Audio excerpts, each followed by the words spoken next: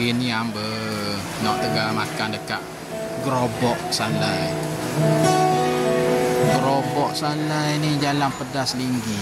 Gerobok Salai. Gerobok Salai.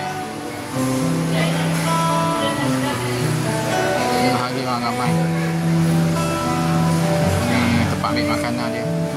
Tempat dia sangat besar. Boleh muat ni kalau 500 orang masih boleh muat tempat ni.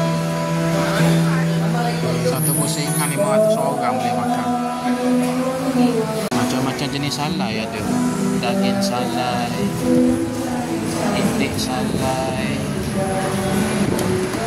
keli, ayam kampung salai, gula perut, siput sejuk, telur itik, telur sotong, macam-macam. Telur cenahak, telur ikan, macam-macam. Macam-macam ada. Macam-macam jenis lauk ada. Maman daging, maman ayam, tempoyak, pucuk ubi.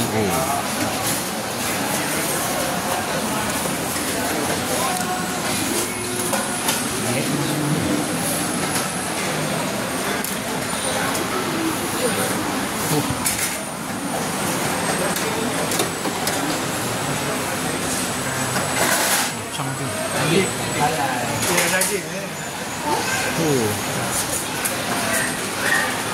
Banyak lauk.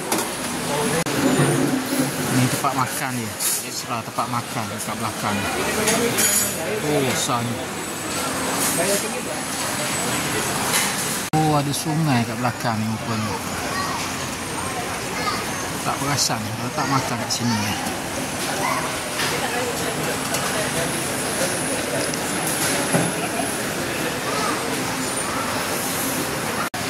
Ni tempat untuk kalau nak makan manis-manis, coklat, krepek apa semua. Jajang-jajang semua ada kat sini ya. Untuk anak-anak suka dah ni.